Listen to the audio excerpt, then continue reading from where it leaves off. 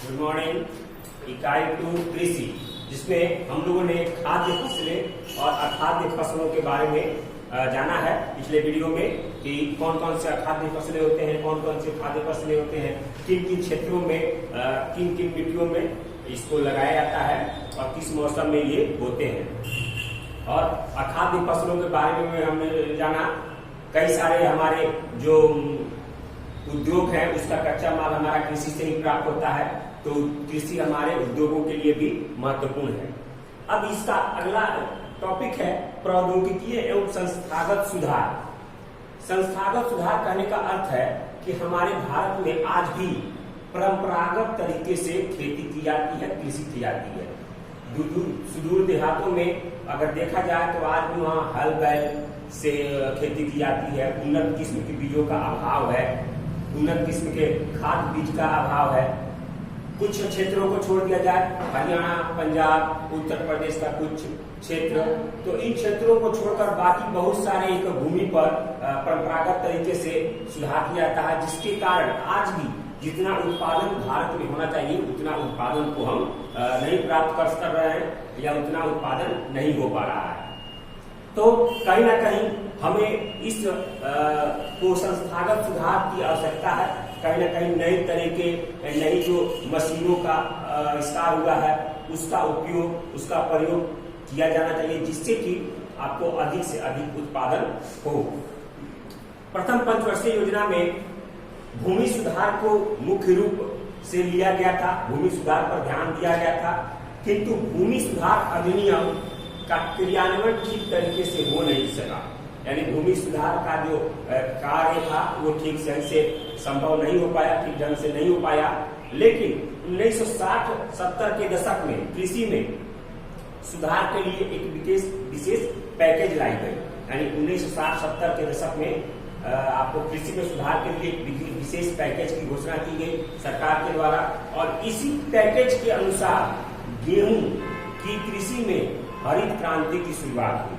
यानी इसी दशक में आपको हरित क्रांति हुई। हरित क्रांति जिसे हम गेहूं के उत्पादन में जानते हैं, ये गेहूं के उत्पादन के लिए हुआ था। गेहूं उत्पादन जिसमें आपको उन्नत किस्म के बीजों का उपयोग किया गया था, रासायनिक खाद का उपयोग किया था, सिंचाई, कीटनाशक का उपयोग आपको वैज्ञानिक तरीकों से किया गया था या नई तरीकों से किया गया था, जिसमें अप्रत्याशित गेहूं का उत्पादन हुआ था। और उस उत्पादन से आपको एक पूरा मील का पत्थर साबित हुआ था और ये उत्पादन सफल हुआ था, ये हमारा प्रयोग सफल हुआ था। तो इसको हम हरित क्रांति के नाम से जानते हैं। उसी तरह इसी दौरान श्वेत क्रांति भी हुआ। श्वेत क्रांति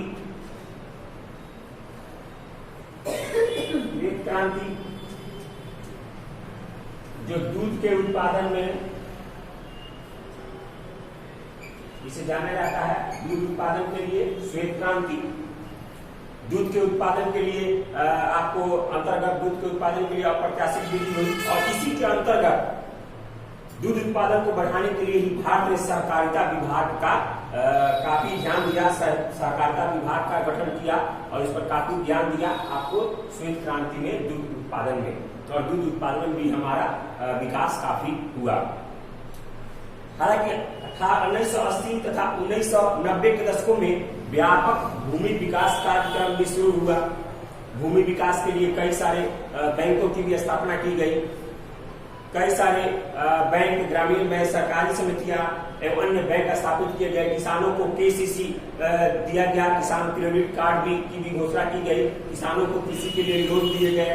कई सारे ऐसे आपको औजार हैं या कई सारे ऐसे उपकरण हैं कृषि के लिए जिस पर सब्सिडी दी गई, सरकार के द्वारा छूट दिया गया किसानों के लिए, क्योंकि कृषि में अधिक से अधिक लाभ हो सके, अधिक से अधिक विकास हो सके। कृषि में फसलों की खेती के अलावा दूध वाले पशुओं का पालन, मुर्गी पालन, पशुपालन, मछली पालन आदि क्षेत्रों के लिए भी विकास को प्रोत्साहित किया गया। इसके लिए भी सरकार ने सब्सिडी देने की घोषणा की और कुछ मुआवजा देने की उस पर घोषणा की, जिससे कि ये सारे ज्यादा से ज्यादा उत्पादन हो सके, ज्यादा से ज्यादा विकास इसका हो सके।